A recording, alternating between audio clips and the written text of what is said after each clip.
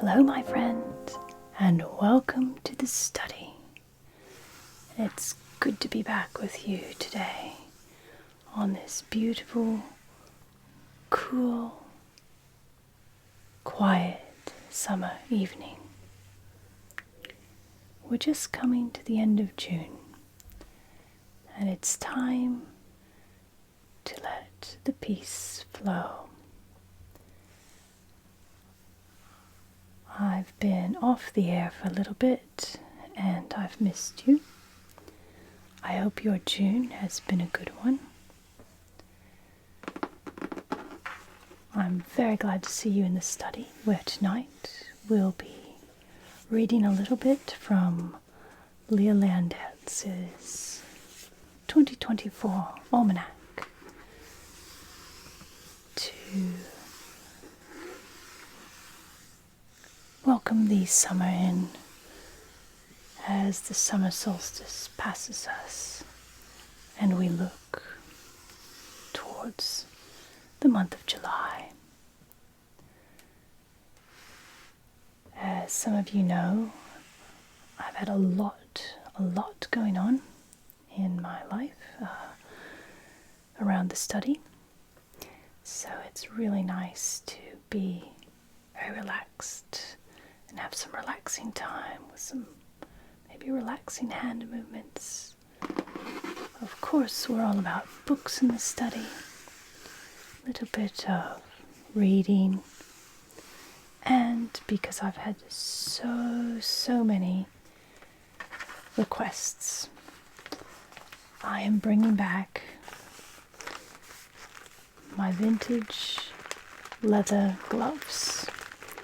So we'll be enjoying a lot of leather creaky sounds.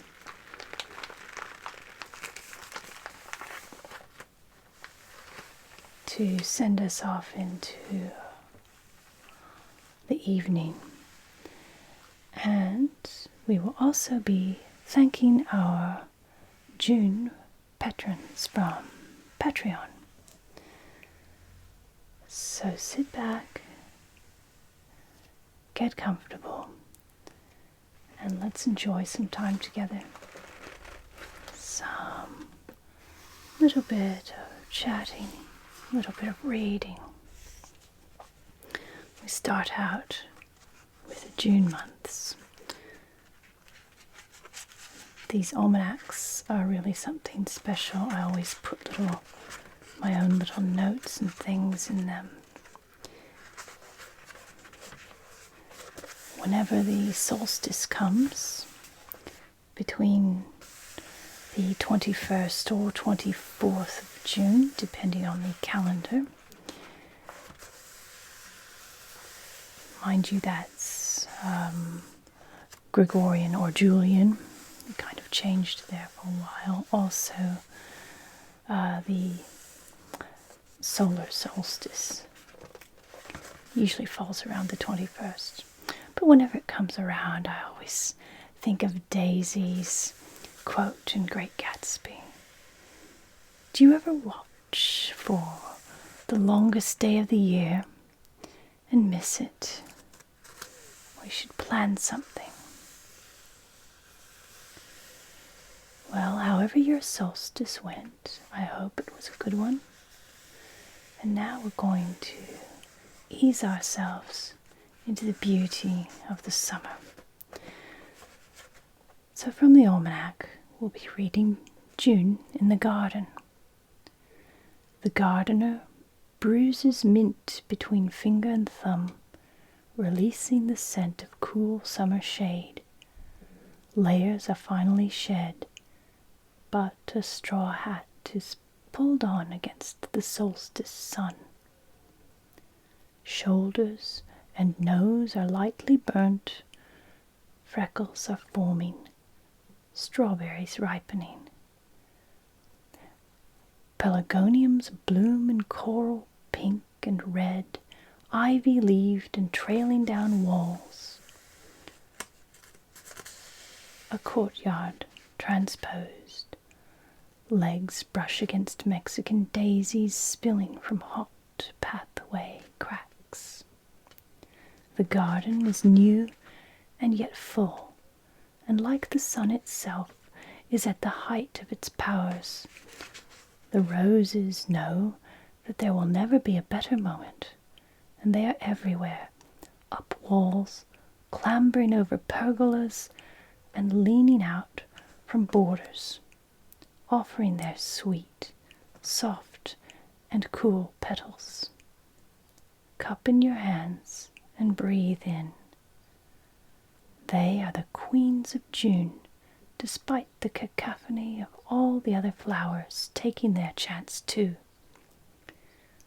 Verbascums and lupins, poppies and geraniums, alchemilla, mollis, and cosmos, all trip over themselves to fill the space with their blooms, and beneath the soft, undulating mounds of foliage, down in the shade, the weeds make a break for it too. Unnoticed among all the glory, they can make some of their greatest gains now, pushing out across the warm soil or down into its depths, or running to seed to scatter while the gardener is in raptures. There's the snap and crunch of runner bean picked young and eaten raw. The boundary between day and night is loose, easy, and expansive now that daylight is at its generous zenith. Day spills slowly into long, mauve, fragrant dusk, all fluttering moths, honeysuckle, and Madonna lilies, with laughter floating across the gardens. Sunset comes late, and dawn comes early. The two almost meet in the dreamy depths of the warm, twilight, midsummer night garden. I have something here for you, my friend, from our garden just here outside the study. It's a beautiful rose. I don't know if you can see the soft petals because they're so bright. So bright. It's got a myriad of petals. Yellow in the center, pale yellow, like the morning sun. Going pinkish into white. And the scent is beautiful. Beautiful. Relaxing. A June evening. And this is our last evening of June. And from the Almanac, what are we looking forward to? July. Tall grasses come up to meet the palm, the wrist twists, and trailing fingers brush through the grass heads, releasing pollen and moths, and a cloud of midges to dance in the hot afternoon sun. This is the first of the waning moths in the garden, but there is heat, and with it sometimes come thunderstorms, fat droplets falling on the green growth, and sometimes drought, the countryside turning golden before its time. Either way, there is a maturing this month, with giddy midsummer behind us. The trees are a deeper green now, the canopy closing, only the very tips of the trees having full access to the sunlight. They wave in the breeze against blue skies. July is a quiet month. The flurry and blossom extravaganza of spring and early summer are past. The fruits of autumn yet to come. We are in between, and even the birds are falling silent. Their eggs laid and hatched, now the work is in fetching and feeding and raising, not singing about it. tight green blackberries, dense sharp little apples still to swell, and hazelnuts embryonic in their pale papery wraps. Serious work is being undertaken by the plant world.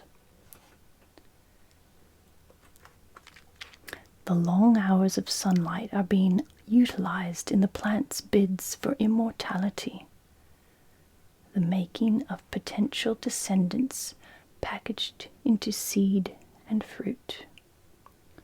All very well, thinks the gardener, where plums and apples and blue tits are concerned.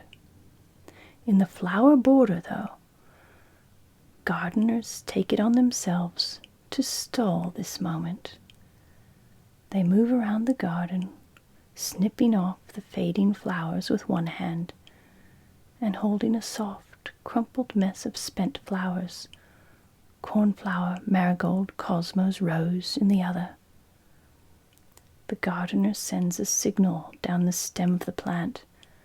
Try again. One more flower this time, making the most of the plant's desire to procreate. They draw out the season by misdirection. In the warm evenings, under the mead moon, they fill their watering cans and tip in seaweed fertilizer, swirling darkly in the cold, tinny depths. Then water it onto the parched and greedy roots, all the better to keep the flowers flowing through the dog days and to extend hot and humid high summer.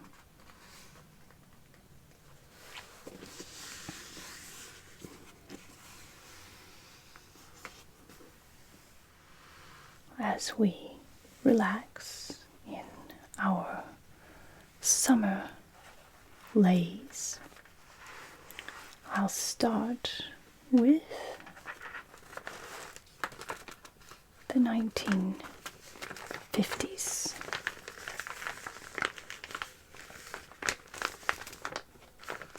These gloves are of calf's leather, and they're from the late 50s.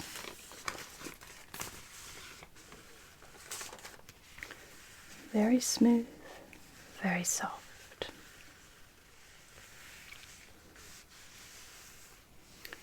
So smooth that they hardly make a creaking sound.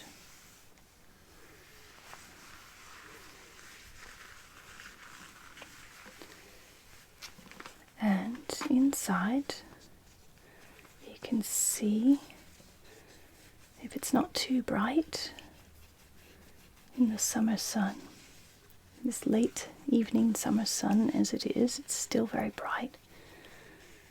It's very soft. So smooth on the outside, soft on the inside. Let's put them on. I think I'll do the other hand first. There we go. And you can see there's only one seam down the outside, and it's fairly hidden, so these are very, very well made gloves. And very smooth. Look at that. Very smooth, very soft. So if someone were to tap you on the shoulder with these gloves, it would be very soft,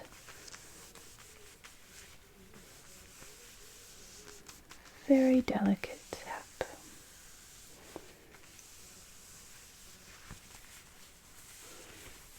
In fact, they barely creak at all. I'm not getting much creaking. Let's see what we can do.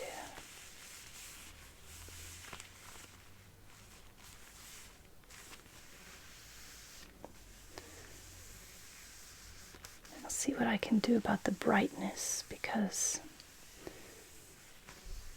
the light is quite bright. Look at that. And they're so soft. Whisper.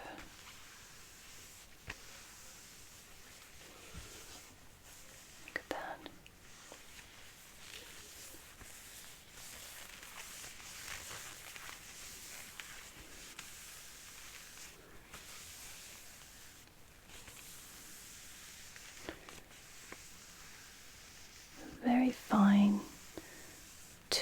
find for handbags or briefcases. Something only for gloves.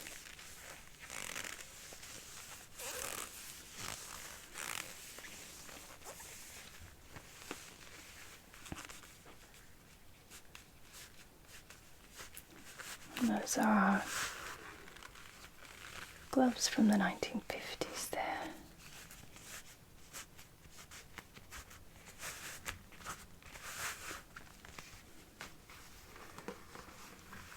And we'll put them back in their bag.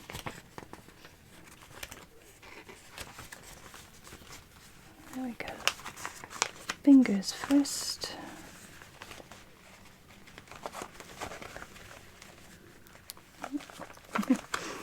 There we are.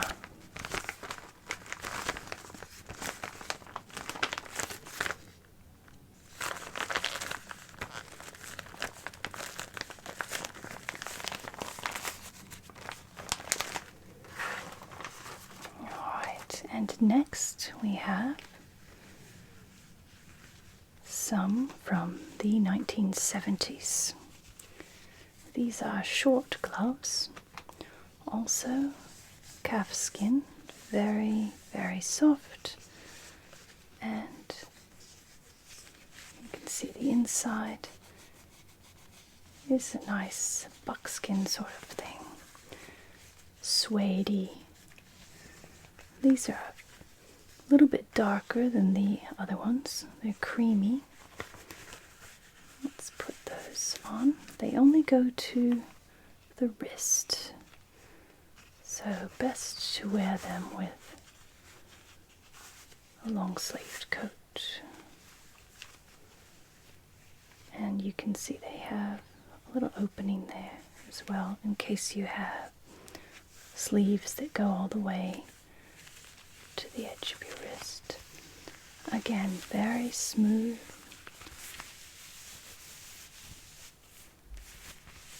Hardly creak at all.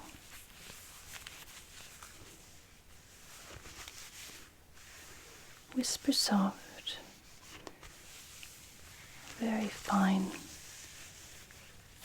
skin leather, and they're just a little bit worn, but so smooth.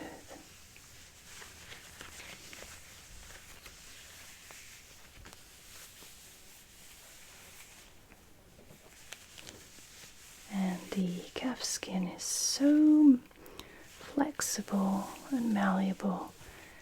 It just fits perfectly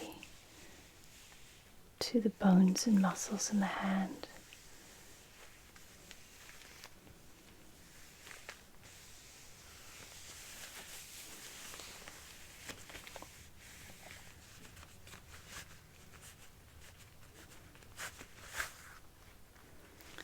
And those are 1970s calfskin gloves.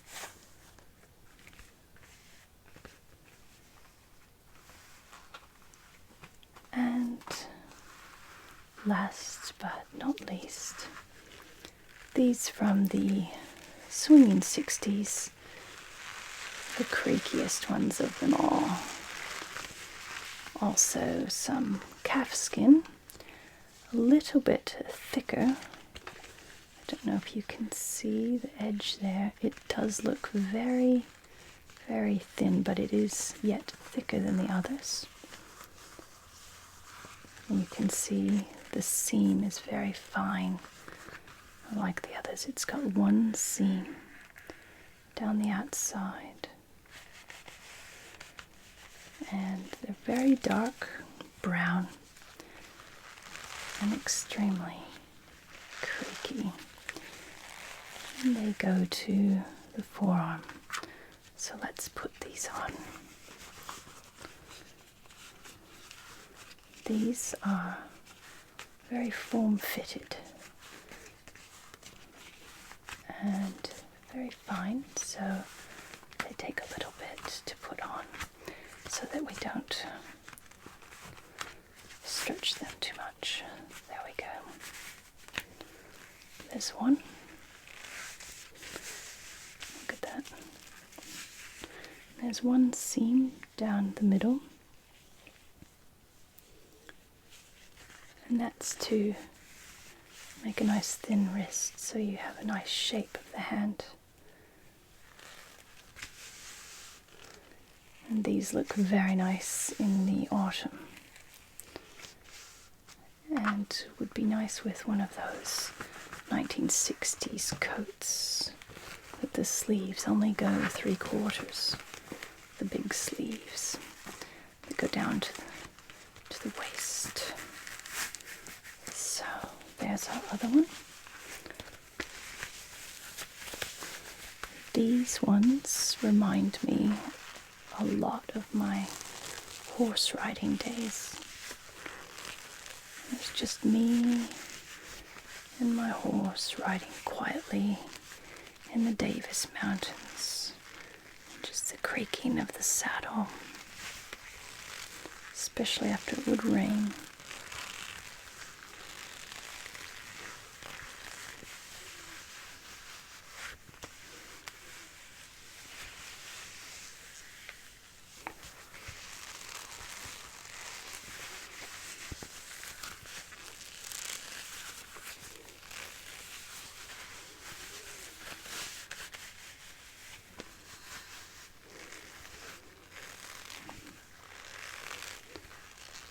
I've always found leather creaking a very calming noise, or sound rather.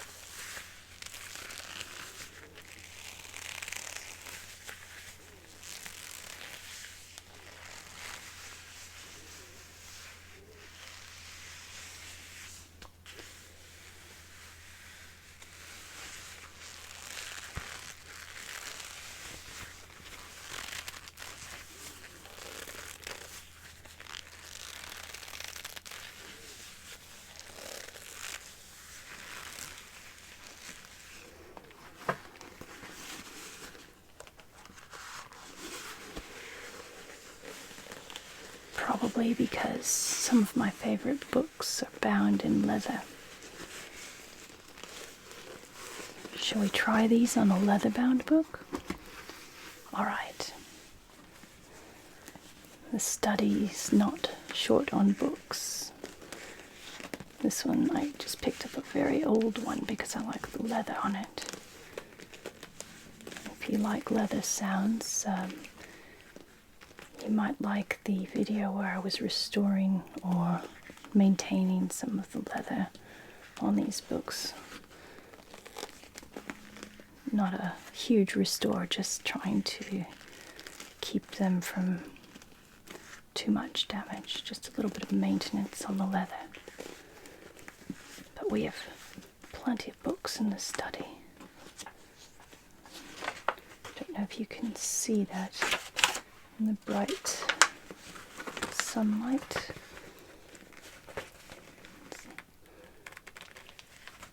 It's a Greek and Latin volume. Get some leather sounds going.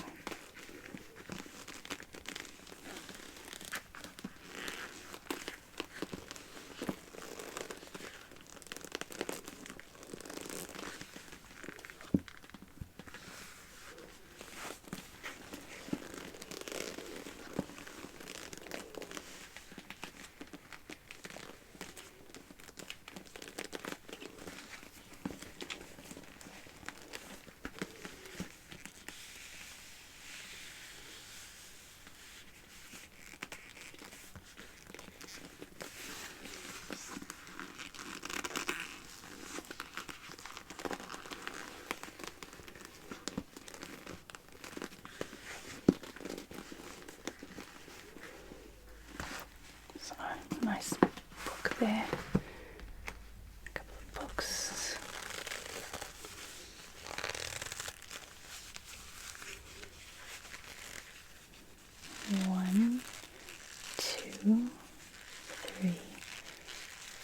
fingers and a thumb.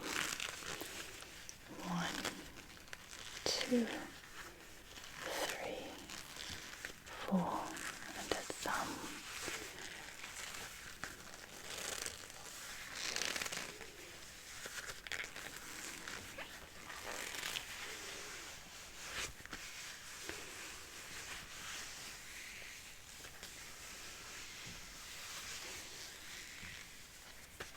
So I really am grateful to those of you who wrote in all of the nice comments. I received so many nice comments about my other glove videos, and it's very, very good. You have no idea how that can brighten my day to hear that you enjoy them, the videos I make.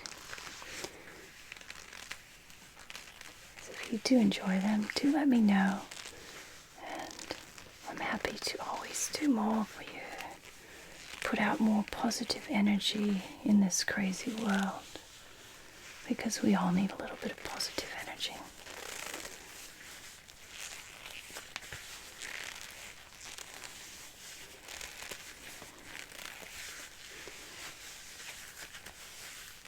Those are our beautiful 1960s mod style leather gloves.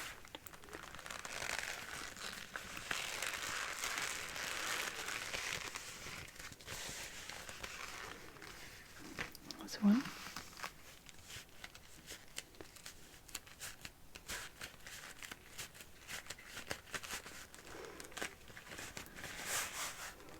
And there's the other one.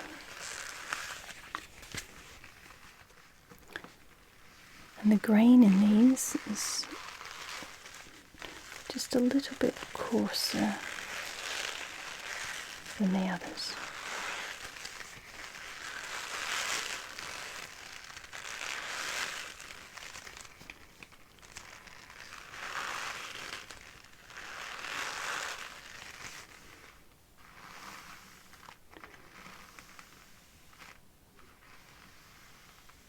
Now,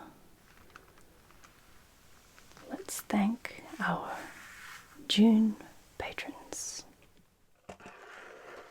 Thank you everyone for watching today. Thank you for all of your lovely comments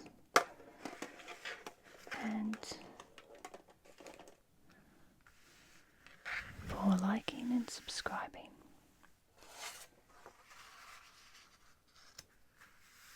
And we want a special thank you for our study patrons for the month of June. If you would like to join our study patron community, you can find the link below to the study's Patreon website. Special thank you for all of your support.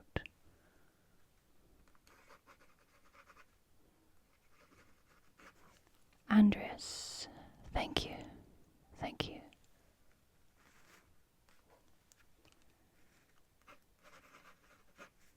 Ben, thank you. Thank you.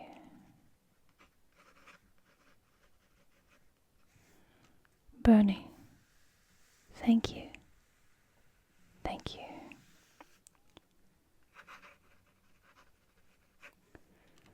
Joshua, thank you. Thank you.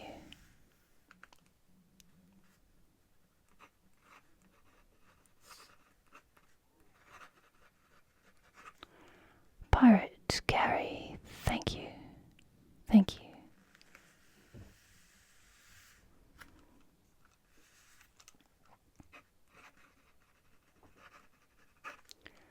Romulus, thank you. Thank you.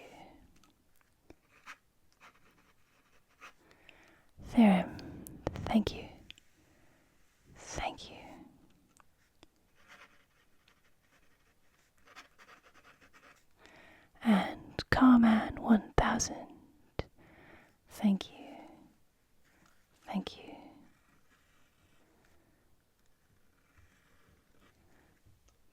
all for your continued support here in the study. It's here for you to relax whenever you like. I'm here for you. Be good to yourself, my friend.